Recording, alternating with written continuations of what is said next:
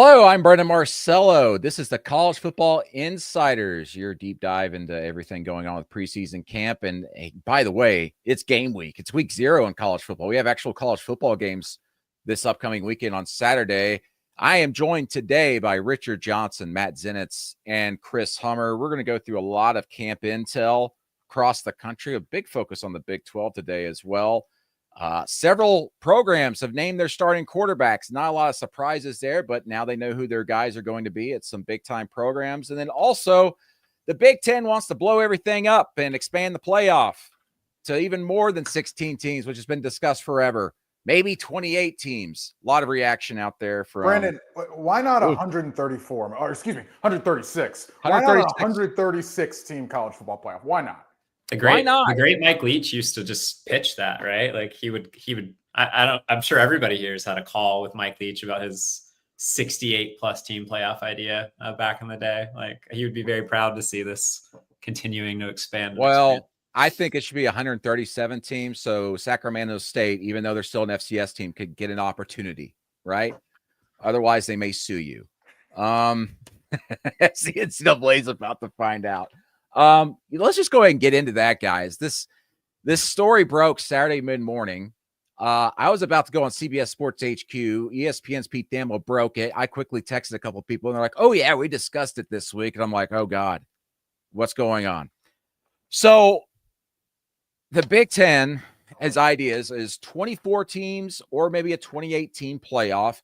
One of those formats includes 7 automatic qualifiers apiece for the SEC and Big Ten, with 5 for the Big 12 and 5 for the ACC. And then you go on down from there, 2 for the group of 6 conferences, and then a few at-large spots. This idea caused quite a ruckus, as you can imagine, among CFP executives. And executives, by I mean administrators, the commissioners at the other conferences, because for the most part, Commissioner Tony Petitti, I'm told, didn't reach out before all this news broke to the other commissioners other than the SEC's Greg Sankey. And so a lot of the executives were angry to find out that this is their idea that they're going to start pitching here soon. It's very much in its infancy, according to the sourcing in the Big Ten, but it's a very real idea, and an idea that actually, guys, was discussed previously at the SEC spring meetings in Destin. But of course, it did not catch any fire there because no one really wanted it. But it was discussed, and it was discussed enough, I was told, that the Big Ten and SEC passed along what they were discussing within their internal doors there, behind closed doors. And now the Big Ten's kind of dusting it off and going, let's see how everybody feels about this. So how does everybody feel about this? I think 12 is fine, to be honest with you. If you're going to expand it, I think 16 is about the max, but I am a proponent of the so-called 5+11 model, the 5 automatic qualifiers for conference champion and the best group of 6 team, and then 11 at-large bids. I am not a person who thinks that automatic qualifiers more than your conference champion should be the order of the day. I think conference championships are cool. I think conference championships should matter. And if you do something like what the Big Ten is socializing, Brandon, we call it socializing. I can't even say proposing. But if you do something like what the Big Ten is socializing, then you're getting away from conference championships. You are getting rid of them. And so, look, Brandon, and this kind of a little insider of the insiders, we're basically covering an evolving decision-making process when we talk about the college football playoff, or when any of the 4 of us talk to somebody about the college football playoff. We're sort of, it's like how you guys may make decisions with your wives or with your friends, right? Sometimes you throw stuff at the wall. Sometimes you make really bad ideas. Sometimes you get yelled at. You never know. But eventually you come to a decision. So this is all part of an incremental process. Now, Brandon, I would ask you, I think there's a reason the 24 and the 28 leaked. And this is just my opinion. Maybe you don't speak to this or you do. But it's my opinion that it wasn't Tony Petitti who leaked the 24 or 28 team college football playoff. It's my guess that it's probably somebody in another conference who didn't really like that idea, or maybe somebody in his own conference who didn't like that idea. That's interesting. All I could say is my sourcing was from people who love the idea. I know I'm not questioning sources. Yeah, no, but they wanted it out there. But to your point, Richard and guys, this has been an interesting process, right, from the get-go with the CFP format. And that's what's upsetting these other executives so much, is that they're not having an opportunity to discuss this stuff behind closed doors and vet it before it leaks out into the media. It's almost like the idea pops up in someone's head and they go, to the media, let's go to the media mobile. Let's socialize this through them. And that's frankly, it's peeving them off. And a lot of the commissioners are growing tired of a lot of these things leaking into the media, especially when it comes to Big Ten ideas. And then also a lot of these commissioners and administrators believe that this is probably just a negotiating tactic, because as we know, the Big Ten wants this 16-team playoff with multiple automatic qualifiers, which seemingly everybody is against or is leaning toward being against. The SEC previously, their ADs kind of wanted it, but then backed off in June. But a lot of people are thinking, well, now they're pitching this, so they can come back in a few weeks and go, see, our 16-team format wasn't all that bad. I don't know. I think both ideas are going to get significant pushback regardless. And here's a quote from one. I mean, some of these executives, guys, were so peeved off. They're all like, I'm not going on the record. I'm like, I didn't expect that. I'm sure. And they go, but you can quote me as a source on this. And one of the quotes was, quote, we sound like immature children throwing garbage against the wall. I mean, this is just, I don't know if I've ever seen a group of executives, that being the 10 FBS commissioners plus the Notre Dame's athletic director, so frustrated during this process. I mean, we're in the 11th hour with this, aren't we not? And now all of a sudden we're going, how about 28 teams instead of 16? And the other problem is, I talked to dozens of athletic directors Saturday and Sunday and this morning. I was shocked at how many of them were actually on board with discussing this idea further. It intrigued them. I would just say a couple of things about this. First, I think the throwing the stuff against the wall speaks to where we are in college football in a lot of ways. You have a ton of different parties pulling a ton of different directions, and very few people are looking out for what is the best for the sport. I'm sure there are some people. Don't say that out loud to Greg Sankey. He'll take offense. Yeah, I know Greg will be mad, but at the end of the day, like, I mean, I guess like college football, like a playoff system is not necessarily about determining the best and the most deserving, right?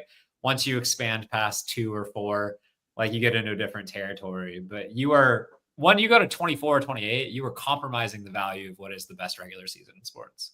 People are going to argue otherwise against that. They're going to say, oh, it makes the end of the regular season more valuable. But like those top 5 matchups that used to mean something every single week in college football don't matter as much anymore if you expand it that way. It makes the path harder for the teams that are most deserving to win a championship. And you're also forcing college athletes to pay 16 or 17 games. And I know they're professionals, but like at the end of the day, like these are not employees yet for these universities, and schools continue to pretend otherwise. So there's a lot of issues with this idea, but I think generally like the dysfunction with getting this playoff system implemented the way college athletics has been trying to do for a long time now, really, to stabilize this, just speaks to the sport itself and powers pushing against each other and not working out and looking out for the best interests of everybody. Richard, what did you throw out that your personal preference is, 12 or 16? Way of summarizing that? My personal preference is 12. 16, okay, but my personal preference is 12. 5 plus 11 format, 5 automatic qualifiers, 11 at large.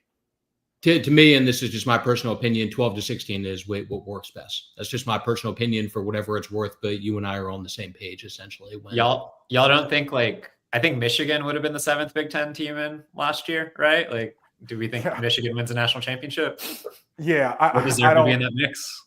Yeah, I don't know that we need 7 deep, for instance, as you're saying, on the Big Ten, or 7 deep on the SEC. I mean, it just quite frankly speaks to, as Chris is saying, this sort of disconnect, right? This disconnect between what executives and administrators think folks want and what fans, and even because remember, it seemed like, and Brandon, you were there in Destin, it seemed like during SEC spring meetings, SEC administrators, athletic directors, and conference folks thought that a 16-team heavy automatic qualifier, they went into those meetings thinking that that would be the proposal that they backed. And then they got into the room with the coaches, and the coaches said, no, we like competing for a conference championship. We think that matters. And then they've started walking it back and leaning towards, as you were getting at, leaning towards a 5+11 if it is a 16-team format.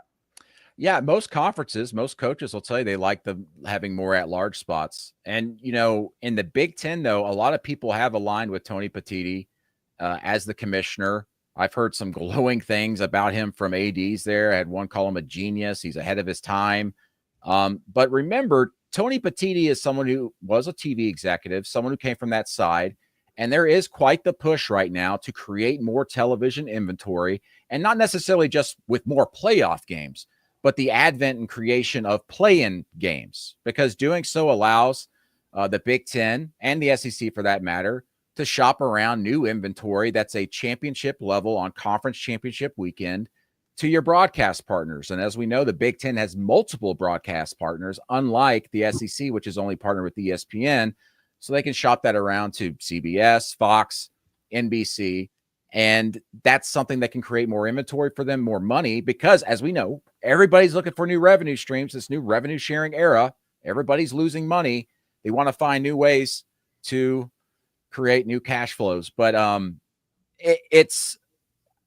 never seen anything like this, where ideas are being thrown left and right. And then like the craziest one, or the wildest one, not say crazy, the wildest one is legitimately thrown against the wall right before they have to make a decision that's going to change everything. And then also, not to mention, and we're going to not talk too much longer about this, but not to mention, like, how does ESPN feel about this?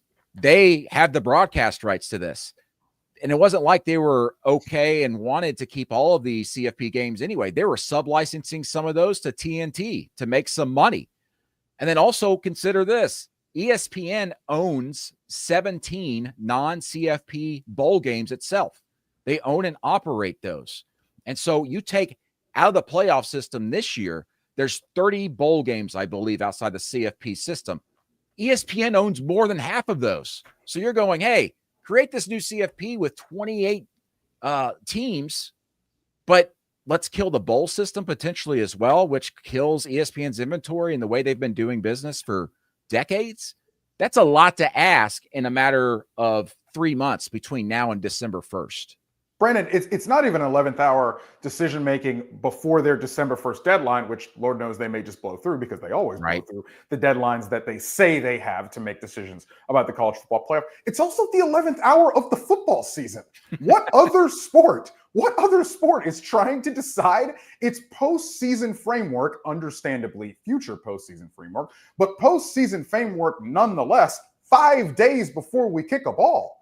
That's the thing that's always ridiculous. You know, they're having a meeting on, I believe it's September 4th with the college football. September 24th. September 24th. Thank you. Yes. September 24th. That's even worse. That's 3 weeks. And you're going to have teams that are like 3-0. And we're talking about the future of the college football playoff. It's just, it's always ridiculous the way college athletics overall builds the plane as it is flying it. This is just yet another example. Well, there's still lots of people waiting for their waiver eligibility questions to be answered like 2 weeks before the season too. So it's not like the sport overall has some issues with timing and getting things done on time. That is for sure.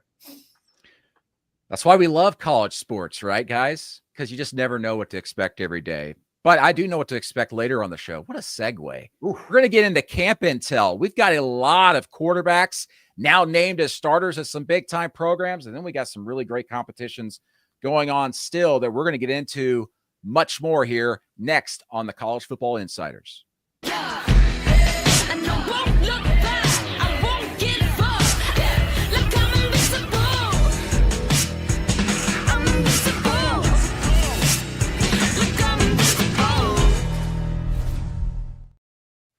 Welcome back to the College Football Insiders. Make sure and like and subscribe on YouTube, and make sure to follow us and subscribe on everywhere you get your podcasts. Gentlemen, we got a lot of stuff to get into with Intel, but first, Three big names named starters at some big programs here over the last couple of days, over the weekend. As you guys know, a lot of preseason camps came to an official end this weekend with like their second or third scrimmages. Now it's into game preparations for week 0 and week 1. We had starting quarterbacks named at Ohio State, Julius Sayin, who we all expected would be the guy there, Joey Aguilar at Tennessee, and then also Steve Angeli at Syracuse, the transfer from Notre Dame. Did anything stick out from hearing those names, guys? I think things went according to plan. So first of all, with Ohio State, it had been clear just based on the information that was getting throughout the course of fall camp that Julian Sayin had been the better of the two quarterbacks out of the two primary competitors for this job, Lincoln Kienholz being the other one, had been, as it was described to me during the course of the last couple of weeks, consistently outperforming Lincoln throughout the course of practices, the scrimmages, and it really separated, frankly, during the course of the last week or two. In terms of Syracuse, obviously Steve Angeli was a late add for them, with Fran Brown bringing him in during the course of the spring portal cycle. By the way, after naming Ricky Collins the starter coming out of the spring. I was about to say that's an interesting situation. Not standard to add a quarterback who you're clearly bringing in to compete for starting job after you've already named your starter. So unique, is that a good way of summing it up? Unique in terms of how that went down. But that was another one where it became clear, even more clear during the course of fall camp, that this was trending towards Steve Angeli being the choice there. And then quarterbacks, it sounds like were officially informed this morning. They had a team meeting this morning at Syracuse to let the team know just what direction they were going to be going there. And now Steve Angeli, who had been in the mix at Notre Dame, part of competition there with CJ Carr, Kenny Minchie during the course of spring ball, moves on, goes to Syracuse, and now in line to take over for Kyle McCord and passing offense that people forget ranked number 1 nationally this year. Yeah. So speaking of Steve Angeli, the program he left Notre Dame, and all of us just went, CJ Carr is going to be the starter then. Not so fast. CJ Carr, Kenny Minchie locked up in a battle. We discussed this on previous shows last week here on College Football Insiders. They had their second major scrimmage of preseason camp Sunday. I had someone there tell me it's still super close. You guys are plugged in much more than me probably at Notre Dame. What are we hearing? Is Kenny Minchie going to end up winning this thing from CJ Carr? Chris, you want to go? I think this battle is still very close. I would say, just talking to somebody over there, that both quarterbacks were a little inconsistent on Sunday, and I think that's been part of the issue throughout fall camp. There's been some severe inconsistencies in play for both of them. CJ Carr has struggled with turnovers at times. I'm not betting on this, and I don't really feel like putting like a favorite here, but like, I think I lean slightly towards Kenny Minchie at this point. Like, if I was going to choose somebody that would end up starting, but it could still easily be CJ Carr.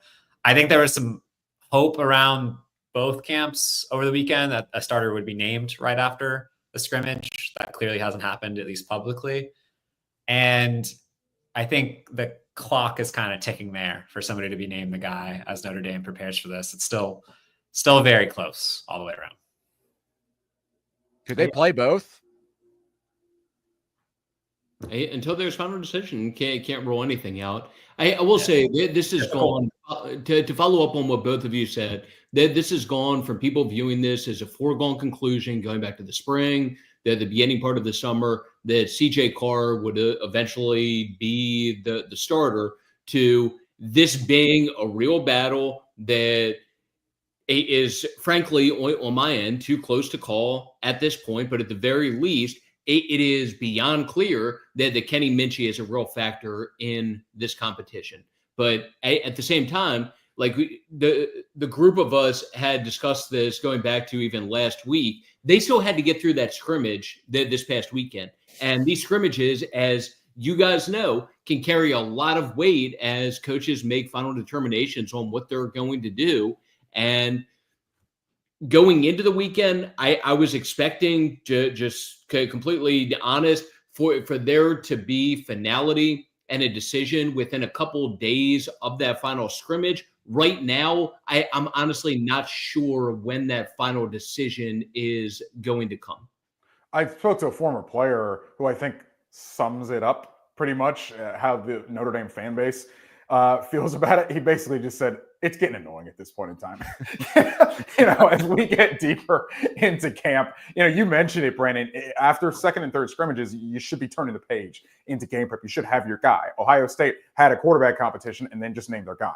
And as we get into finally prepping for your week one opponent. So yeah, it's about that time. And the fact that they haven't named a starter means there's some legitimate indecision about who to go with.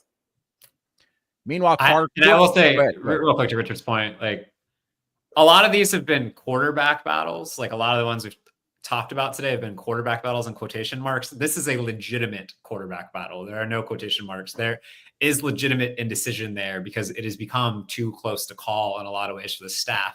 A staff, to Matt's point earlier, that was expecting CJ Carr to go and take this job for most of the offseason. And the fact that they're in that position where the guy you expected to take the job hasn't really taken it and a guy has really pushed him, I think does create some semblance of indecision at the top because you have a lot invested, particularly in one of those quarterbacks who was the top 50 recruit just 2 years ago. So it makes this the most intriguing quarterback battle by a pretty significant margin, in my opinion, nationally, because it's legitimate. Well, it is in Missouri to a certain degree. So Missouri is one where, like, once they brought in Bo Pribula from Penn State, I think most people expected Bo to come in and just be the guy heading into this season.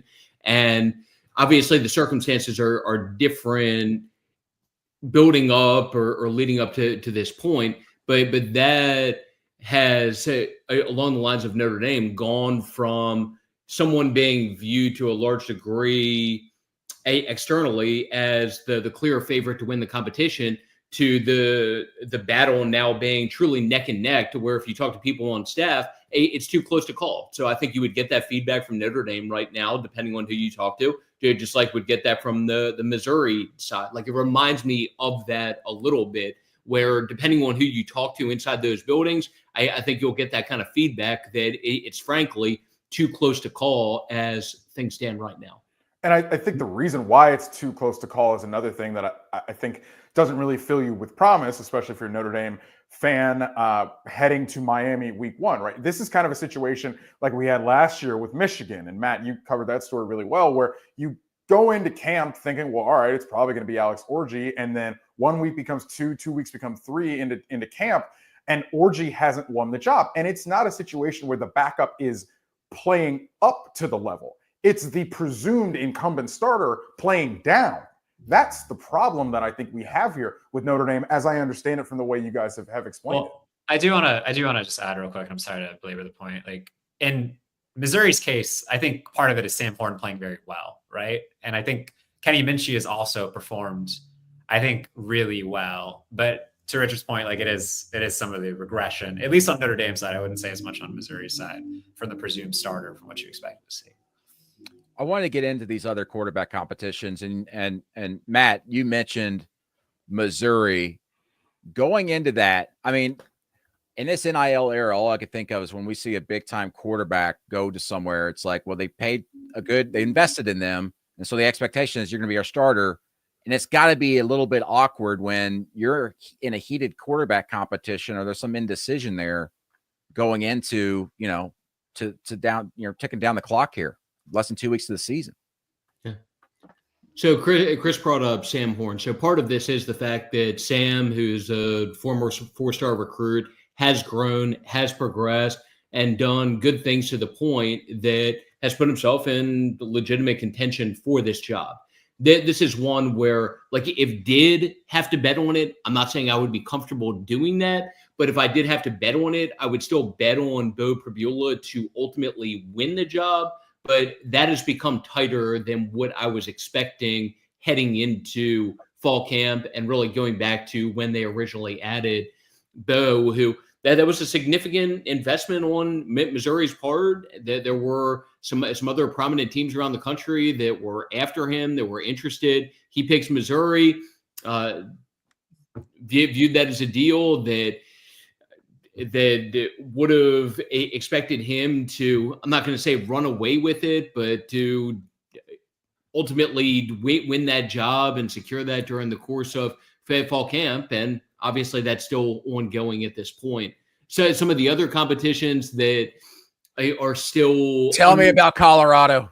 Tell me about Colorado. Give it to me. So some of those, like, for example, Richard brings up Michigan last year and how that was one that ended up different than how people were expecting. Michigan's one where, can you call that unresolved at this point? I guess you technically can, since they haven't officially named a starter. But you have some of these, like Michigan, where Bryce Underwood has been the clear favorite for God knows how long at this point, going back to the spring, going back to early part of the summer, hasn't stopped during preseason. They signed that contract. Going back to December. Well, it helps his case that like barely anybody in the room is healthy, like the entire offseason in Michigan. Like, I'm not saying Bryce Underwood hasn't played well, but like it's obvious just like based on who's been being able to walk and throw around him. Like, it's been Bryce Underwood the entire offseason. But he's been battling Jaden Davis because of injury. Yeah. So Mookie Keene, who was brought in, has dealt with injuries that's limited to him, and it done nothing but increase the likelihood of Bryce being the guy. And that's become a deal of just being a matter of when, not if, that Bryce ends up winning the job. So we'll see when Sharon ends up letting the quarterbacks know officially, or the team know officially. But it would be beyond shocked if Bryce Underwood is not starting week 1 against New Mexico, right? That they have week 1 before the interesting matchup against Oklahoma going into week 2 there. Colorado, you bring up. Yes. Give it to me. Colorado has an interesting competition there. So you're replacing Deion's son, Shedeur, who obviously did good things during the course of the last couple of years. Have a veteran figure in Caden Salter, who had good moments at Liberty before transferring to Colorado, battling a highly ranked true freshman who has a hamburger named after him at the sink there in Boulder. So Caden would give the edge to at this point, with part of the reason for that being the experience.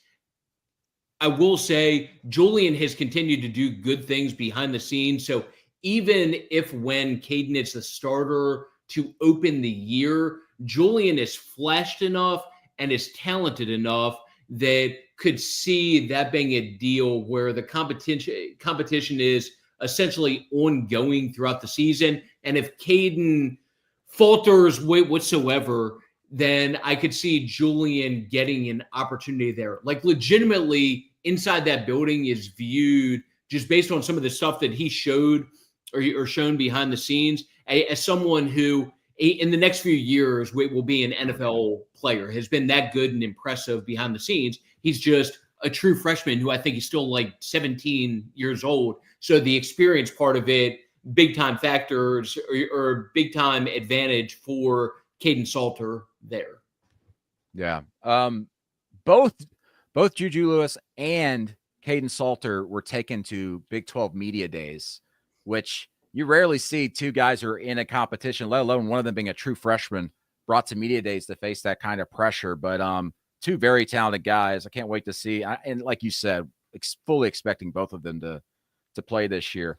What's going on in North Carolina? Yeah, so another team similar to Colorado. They brought in a transfer during the course of the offseason. In this case, Gio Lopez from South Alabama, who accounted for like 3,000 yards of total offense last year at South Alabama as a redshirt freshman, has been battling Max Johnson, who's made a really impressive comeback from a serious injury last year. That's one, though, even though Max has gotten back, done some solid stuff, it would be a surprise if Gio Lopez is not ultimately the starter there for Bill Belichick heading into his first year at North Carolina. Yeah, South Alabama was very upset when Gio left. So I can understand. Gio's one. I'm not saying he's Tua by any means, but I've had multiple people in the football world bring up that there are some Tua-like characteristics. So again, just to be clear, I'm not saying he's Tua. I'm not saying he's going to be a future top 5 draft pick, but there are some things that if you watch Gio that have had people bring up that you see just says some flashes of different traits that remind you a little bit of Tua at different points. All right, clip this. Matt Zenitz. Tua. I'm assuming I'm not the only one that's gotten that. Chris, have you gotten that also? Chris, we're doing a show. You might want to pay Sorry, attention. I was responding to a couple of messages real quick. But yes, I have gotten that too. So I do concur with Matt there. I apologize. You Tua? Okay. All right. Yeah, no, I heard. Yeah, I Sorry heard for messing up your messaging response. No, you're good. I was trying to set up an interview that I've been waiting on for a minute. I got the email back. the man is working for God. Matt was in the flow, and I was like, I can get this off. I wasn't expecting you. You got to return those emails to Bill Belichick. Lana and Belichick or somebody else? I was trying to talk to Colt McCoy actually, so that's what I was setting up. So hopefully we'll have that done later this afternoon. Not who my guess would have been. No, it's not very random for college football in this era, but looking forward to talking to Colt McCoy. Okay. Are we done with that? Okay. All right. Let's take a break. Let's reset. Let's let Chris return his text messages. I'm going to look at my phone. You guys look at your phone too. And while you're doing so, hit that subscribe button, won't you? Maybe leave a 5-star review on the podcast. We'd really appreciate it. We'll be right back. Much more intel, including Alabama and Georgia, coming up after this. Here we go. The 2025 CBS Sports NFL schedule is here. 18 glorious Sundays. He's got his receiver touchdown. Filled with rematches. Oh, the play of the year. And rivalries. Touchdown, Bengals. Plus, plenty of superstar showdowns. And an epic matchup between the Chiefs and Cowboys on Thanksgiving. Clear your Sundays beginning September 7th for the NFL on CBS and Paramount Plus. We're back. College Football Insiders. We're breaking down some intel we've been receiving in preseason camps. Now, I say preseason camps are actually kind of just in game week preparation. A lot of preseason camps have concluded. A few things from me from Georgia. As you guys might imagine, they've been very impressed with the receivers group. Last year, that group, a lot of them not there anymore, led the FBS and dropped passes. A lot of improvement there. Juan Gaston could end up getting a starting job along that offensive line. If so, he'd be the first since 2017 for Georgia as a true freshman to start the season opener along that offensive line. You got some battle going on the other safety spot. They love him, by the way. Yeah. Is that right? Go for it, man. Love him. Tell me more about I'm just saying 6'7", 360, moves like somebody a lot smaller. Like that is a big dude. I don't think they were expecting him to necessarily be in as good a shape as he is at this point and be able to come in right away and play, but like legitimate chance to start. Legitimate. Guys, it was getting first team reps over the weekend for a significant portion of practice at right guard. Guys, all four of us continue to hear good things about this Georgia offensive player or that Georgia offensive player. The one thing I don't think any of the four of us have heard is a definitive good or great thing about the quarterback. And that is the thing to me that underscores they will only go on offense as far as Gunnar Stockton can take them. And I don't know if any of the four of us have heard definitively glowing things about Gunnar Stockton as we've heard about the offensive line, the wide receiver room, or the different pieces on Georgia's offense. His uncle was my Uber driver last year in Nashville, and he had very good things to say about Gunnar. Okay. 5 stars or what? I will say last week. 5-star review for sure in the lift. Yeah, it was good. I will say last week I heard that he was doing well, but I didn't hear anything like, man, he's blowing it up. He's doing this. He's taking that next step or two. I haven't heard that. As well. They're battling at the other safety spot opposite of KJ Bolden. So we're going to see what happens there. And then another youngster to keep an eye on, not necessarily this season, but in the future, freshman defensive lineman Elijah Griffin. Had one person there tell me that he might end up being the best defensive player on that roster this year that emerges over these next several years. Big time NFL upside there. So keep that name in your back pocket. Elijah Griffin. Highest rated defensive lineman ever signed under Kirby Smart. And there have been some defensive linemen who've signed under Kirby Smart the last decade. Like he's that type of prospect. That's insane. All right. Alabama, as you guys know, dealing with the loss of their projected starting running back, Jam Miller, reportedly injured his collarbone, had surgery last week, is going to be out for some time. Obviously won't be available for the season opener. Matt, what are we hearing about Alabama's running back situation? Well, first of all, we were talking about starting quarterback competition. So another one that's now been decided is Cal. So they added a transfer this offseason with Devin Brown from Ohio State. It's another one where probably when Devin was brought in, that there were a lot of people that viewed that as a foregone conclusion that Devin would ultimately win that job. That's not the case. So they'll have a true freshman with, I'll just say JSW. You guys can do the full pronunciation for me, like even after all this time, or JKS. Sorry, that you guys can do the pronunciation because I'm still going to butcher it after all this time. But has beaten out Devin Brown for that job, and they've started to inform people there that that's the direction that they're going to be going from a starting quarterback perspective. In terms of Alabama, that was an unfortunate development for Kalen DeBoer and the Crimson Tide this past weekend. That Jam Miller, their starting running back, one of their top offensive players, someone who is talented enough that has a legitimate chance to go in the first few rounds of next year's NFL draft, hurts his collarbone, will miss at the very least the early part of the year. It sounds like, just from what I've heard, that they're hopeful they'll have him back at the very least for game 4 against Georgia. But through those first couple games, maybe first few games against Florida State, Group of 5 team, and then I believe it's Wisconsin, could have to be relying on the rest of the group there. So fortunately for them, they do have some talent. They have a former 5-star recruit in Richard Young, who will be one of the leading figures for them heading into the beginning part of the season. Daniel Hill, a former 4-star prospect, who I've had multiple people at Alabama talk up at different points this offseason. But it's a group of 4, really, that there are still obviously a couple weeks, or there's still a little bit of time before they have to make a final determination on what this rotation will look like. But they have that group of 4 with those 2 primary guys that I mentioned that are going to be relied upon heavily to help with replacing a very talented player in Jam Miller. Take me back to Cal here with JKS. Besides us maybe having a pronunciation contest, we're not going to do that. Do you want to take a shot? No, I do not. I will screwed it up. Take me back through his recruiting process. It's an interesting one. So yeah, I mean, Chris, you were on top of this throughout the course of that entire deal. Like, how would you summarize quickly just the full background with that deal before ultimately ended up back with Cal?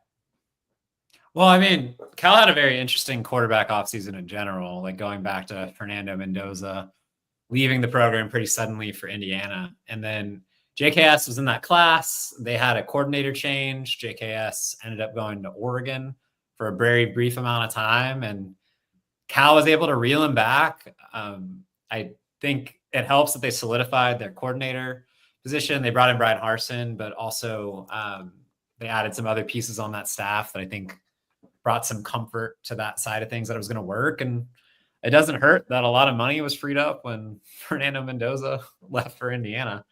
Devin Brown didn't come cheap for Cal necessarily. So yeah, this is an interesting decision for Cal, and I'm going to have to send a couple texts. But JKS is somebody that program has really believed in. They believed in him as the future of the program when they initially had him as part of the 2025 class, and then when they eventually flipped him back as a transfer after about a month, essentially, because he went in the portal and he ended up back at Cal anyway. So it was a very back and forth situation. But this is why for Cal, you got both. Like, you didn't put all your eggs in the Devin Brown basket necessarily, and now you turn the page to your future. So how short is the leash on JKS as a freshman, or do they ride this out? Because their first game is on the road at Oregon State. So it isn't like it's just, hey, you get an FCS opponent. You're going on the road against a former Pac-12 rival. I think he's going to, I mean, if you're starting the true freshman over your transfer who was paid close to 7 figures, like you're betting the program on the freshman, right? Like this is not a situation where I think from a confidence perspective, if you're going to play the true freshman, you got to like ride with the true freshman, which is an interesting decision for Justin Wilcox and his staff, because this is a pretty important season for them. But if you're going to put the true freshman on the field, put the true freshman on the field. And we talked last week about what he doesn't have around him, whoever it was going to be at quarterback, right? You don't have the security blanket, tight end Jack Andrews. He left to go to Texas in the spring. You don't have Jay Knott at running back. You don't even have Javian Thomas at running back. Those are your 2 lead backs last year who left among the 5 running backs who left in the transfer portal this spring. So, yeah, a lot of indecision on that Cal offense, as you guys are talking about. I want to go to Texas A&M.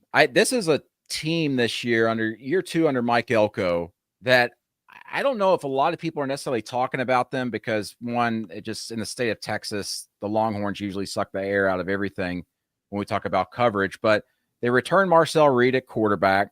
They had to bring in some new receivers, obviously. I've been hearing good things about the offensive line.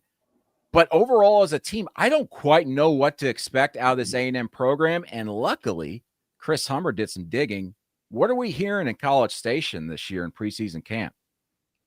Well, I was actually in College Station earlier this week doing some reporting, and I was on the phone with Colin Klein last night, their offensive coordinator, and I think there's a lot of optimism about the state of this offense. It helps that they're going to have one of the best offensive lines in college football. That's the foundation of that. But Marcel Reed is just, like, if you talk to anybody in that program, on or off the record, they are pretty emphatic that Marcel Reed has taken a significant step this offseason. And it really helps him. And I know Richard's going to get into a little bit of the specifics later, that this offense from a tight end and wide receiver perspective has been almost completely retooled. And the running back room is finally healthy. Like, I don't know if people remember, but like that room was really banged up last year. Le'Veon Moss at the end of the season, Reuben Owens was hurt. Amari Daniels is going to be back. EJ Smith is going to be back. There are like 4 legitimate proven college options in this room, plus the new available receivers. And I think there's a ton of optimism there. They're going to be more explosive. They're much faster than they were a season ago. They're going to be able to stretch the field vertically. They were one of the worst explosive kind of pass creation play offenses in the country last year, at least in the SEC. And I just think they're really bullish over there on what that offense can be. And I'll just throw in a quick note on a true freshman really quick. Just watch true freshman Marco Jones on the edge. I think he's somebody that's really going to play from them this year, talking to people around the staff. I will say this about A&M. That is a roster. And a lot of this, and this is not groundbreaking, a lot of this is going to come down to Marcel Reed and how he performs throughout the course of the season. If he plays at a respectable level and plays like A&M is optimistic he's going to play, that is a team around him that has double-digit players or right around double-digit players that NFL scouts view as being draftable guys that they have draftable grades on at this point, including at least 4 that can think of right off the top of my head along the offensive line, and 3 of those guys who scouts view as day 2 possibilities. And then you have Le'Veon Moss at running back, who some scouts view as being a potential top 3 or 4 round player, have a receiver group with Casey Concepcion, Mario Craver, that very talented. You have some returning players like Terry Bussey, Ashton Bethel Roman, who's a little bit. By the way, Bethel Roman getting some really good reviews the last week. Wait, 100%. And really throughout the course of the offseason as a whole. So for me, a long-winded way of saying, if Marcel Reed can play like A&M is hopeful that he can play, that they have some pieces there where they can make some noise. Matt, that wide receiver room specifically, I think, is going to be really key for Marcel Reed to take the next step because, quite frankly, got to have somebody to throw to if you're trying to develop the guy as a passer to get him better as a more complete quarterback. We know what he can do with his legs. What can he do through the air? The A&M wide receiver room was shaky. It lacked production last year. There's only one player that even got close to 600 yards, Noah Thomas. He's at Georgia right now, is one of the non-Gunnar Stockton Georgia players that we think is going to be really good for them this year.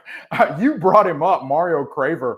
I heard from somebody in the building, he's a Mississippi State transfer. I heard from somebody in the building, quote, he's been balling the blank out. We're a family show. He's been balling the blank out after a rocky start to camp, lately he's been playing really well. Obviously, Terry Bussey also in the room.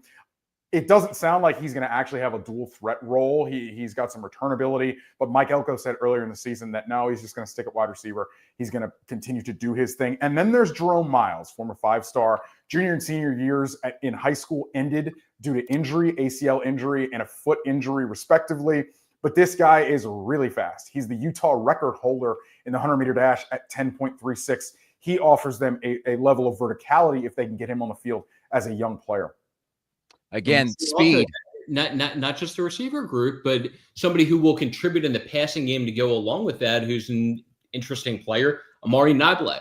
So we've seen him in Alabama. We've seen him in Texas. That's somebody who, I don't know if you can call it a quiet or an addition that flew under the radar this offseason. But speaking of people in the NFL world, there are still people in the NFL world that are intrigued with Amari Niblack from a talent perspective, and somebody who gives Marcel Reed and that offense another talented piece to go along with the aforementioned wide receivers.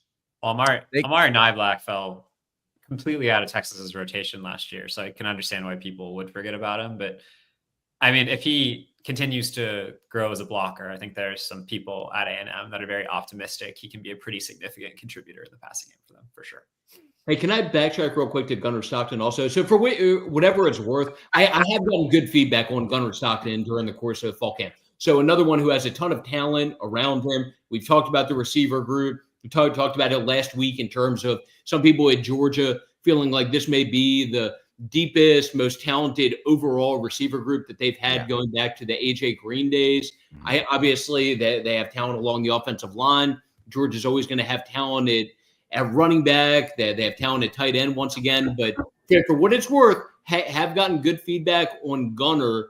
And one of the interesting things with Georgia heading into this year, it's going to be an offense that looks different than what the offense looked like with Carson Beck, just from a scheme standpoint and just what they do.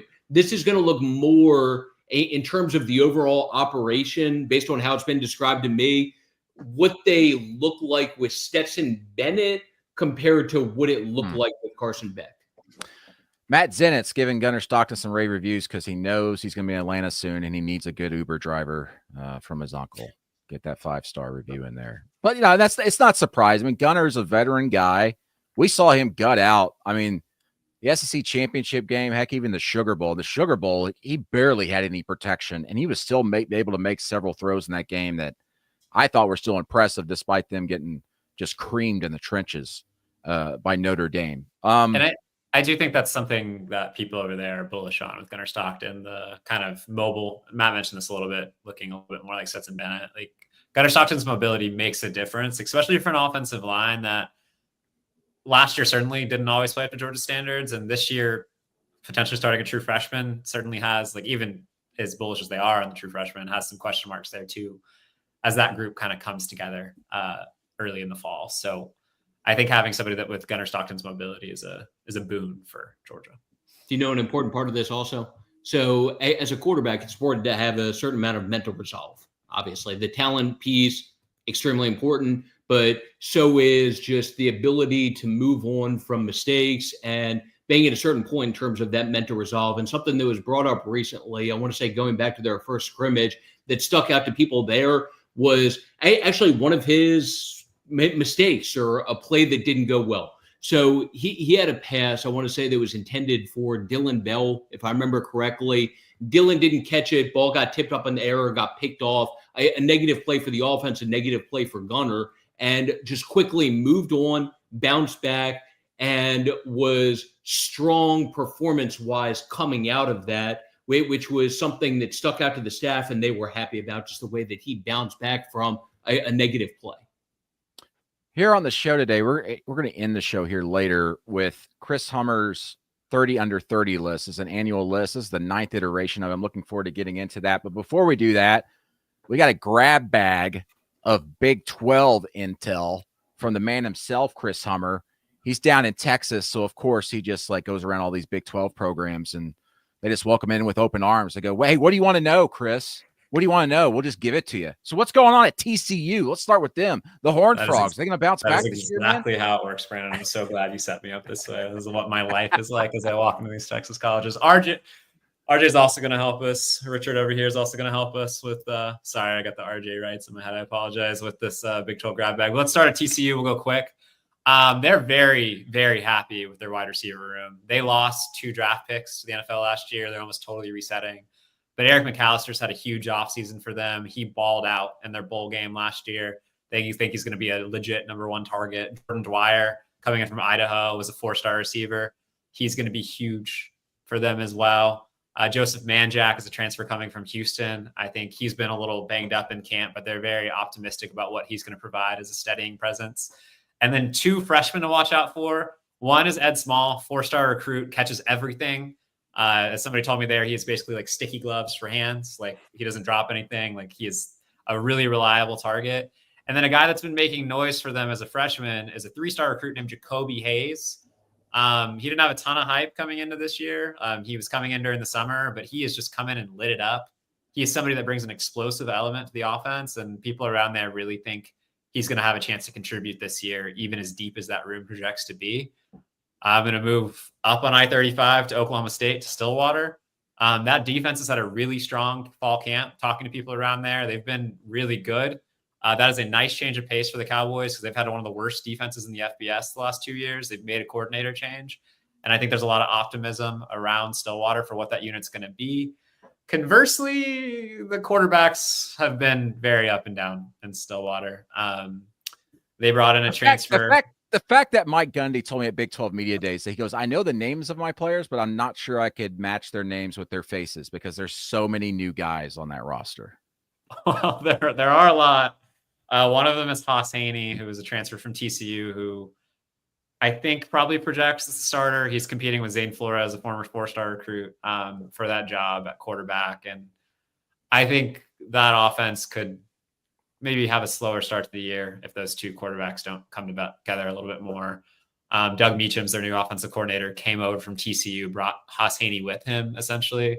If Haas ends up starting, that's going to be a very run-heavy offense. Haas is one of the best athlete quarterbacks in the country, legit sub 10-8 guy in the 100. So something to watch, but that offense is going to be interesting early in the season. And then let's ping on up to Cincinnati. I know Cincinnati doesn't get picked high on a lot of Big 12 preseason rankings, but I think they've built a really nice roster. 2 transfers to watch out for. Our wide receiver, Jeff Caldwell from Lindenwood, an FCS program. Had a couple people in that program call him an absolute freak. He's lit it up all offseason, and I think has a chance to be really good for them. And then Xavier Williams from Middle Tennessee. I don't know if people remember Xavier Williams, but he was a quarterback for Middle Tennessee for a long time. Wasn't a very good one. Switched to safety midway through last year, and I think led Middle Tennessee in tackles the second half of the year. And he has been outstanding for Cincinnati all offseason. So yeah, that's I've heard good things. I've heard good things about the Bearcats' speed on the outside at receiver this year. That they really think that they've upgraded there. Yeah, I've heard some of that same stuff about Jeff Caldwell. By the way, so Jeff Caldwell is 6'5", if I remember correctly, and someone with the athleticism. They had broad jumps like 11.9. Dang, that sounds right. He's an athlete, and he had over 1,000 yards last year for Lindenwood. He's 6'5", 215 from Louisville, Kentucky. He is somebody that could be a legitimate difference maker for them this year. What about Texas Tech, Richard? Do they have any money to spare that they could pass around a little bit? Well, we could use some. Yeah, sources tell me that Texas Tech spent a lot of money in the transfer portal, as sources have told us all this offseason. Much is made about the splashes that they made in the transfer portal, but let's talk about a homegrown talent that I think is going to make an impact for them. Linebacker John Curry. He is literally from Lubbock, Texas, and he's quite frankly making the coaches try to find creative ways to get him on the field. He's a guy who's played star for them in the slot, but he could be a move chess piece on the second level of that defense, can play him at linebacker as well. As Texas Tech plays around with different personnel packages, maybe they go light, they go dollar, they go penny, whatever you want to call it. He's a guy who you can get on the field because he is a guy who has absolutely been impressing so far in fall camp, really pushing for a spot on the field. Baylor has some running back depth concerns that we really need to address. Dawson Pendergrass got hurt. He was expected to be able to give Bryson Washington some time off during a game here and there, a couple plays off, drive to drive, maybe be a third down back in some specific packages. He went down for the season with a foot injury, and behind him are players who just have not really contributed much at all. Not their fault. They're just young or otherwise unproven. So behind Bryson Washington, Baylor's got depth concerns at running back that is just something that we need to note as we talk about Baylor as a potential dark horse to push for a Big 12 championship this season. Yeah, Baylor opens the season on a Friday night, August 29th against Auburn at nighttime on Fox. That's a big game, big game, underrated game to start the season. All right. Real quick, Brandon, one last just small Big 12 note. I think it's interesting. So obviously Kansas State and Iowa State have a game this weekend. We've made it to game week, guys. And it is interesting to me. I don't know when Iowa State leaves, but I do know Kansas State's only spending 3 days in Ireland. And like from a body clock and travel perspective, I do kind of wonder what that looks like. That's not an easy turnaround. Chris, honestly, I was going to check into that for Wednesday's show. Tune into College Football Insiders on Wednesday, where I think we talk about that as we really try to load up to that game. But yeah, that was something that was really curious. Believe Kansas State is leaving on Wednesday. They're going to drive to Kansas City and then fly over to Dublin. And yes, as you're saying, not going to spend a ton of time there. I know some NFL teams now don't spend a lot of time there. Some NFL teams don't even take that bye week after they play a London or an international game. They just come right back and play the next Sunday. Obviously, Kansas State will do that. I believe they have North Dakota week 1, their second game. When they get back from Dublin. But yeah, it's interesting how both teams are going to try to manage that. All right. We're going to end the show with our 30 under 30 list, our annual list of 24/7 Sports. Chris Hummer has done such a great job with it over the years, being able to talk to almost uncountable numbers of people about the youngest talent, coaching talent off the field, analysts in the industry. Chris, I mean, a lot of really great young coaches over the years have emerged off this list and even became head coaches. Kenny Dillingham comes to mind, for example, on one of our very early lists. In fact, I think the very first one back in 2017. Who are some names on this list you're really wanting to look at right here? I see a couple that stick out. I mean, I see Mackenzie Milton. I mean, that we all know his story, quarterback extraordinaire, getting injured, leading UCF to a national championship, I dare say, in 2017. They hung a banner, Brandon. They hung a banner. And it's still up. It's still up in the bounce house. Who are some guys here that really stick out to you? Yeah, I think Mackenzie Milton's probably the name that's going to stand out to most people. Obviously had a very prolific college career that ended in a really unfortunate way for him, really. But he was an excellent college quarterback, and he's reunited with Scott Frost this offseason as UCF's quarterbacks coach, and the reviews on him are outstanding. I had a source call him a future head coach. I think people are very bullish on what Mackenzie Milton can be long-term. He's been a really good recruiter, and I've heard he's a really good teacher as well. And Shahan had a really nice story about him today to go with this list, and I encourage everybody to go to CBS Sports to read. But he is somebody that's certainly on the rise. There's another quarterback in there that I think probably is familiar to some people, Art Satowski, who was at Rutgers and then transferred to Illinois, and then basically went from playing Big Ten football to being on Illinois' staff within 6 months, and people rave about him around that program. They consider him somebody with future coordinator potential, potentially future head coach potential. He's had a huge role in what they do. Barry Lunny, their offensive coordinator, I think is very high on him. And I think you're going to see Brett Bielema do whatever he can to keep Art Satowski around the next couple of years, because he's going to have a lot of interest. And not to go on and on about names, but there's some familiar former top recruits on that list as well. Bryson Allen Williams, who's a analyst at Georgia, I've heard great things about. He was a top 100 recruit for South Carolina back in the day.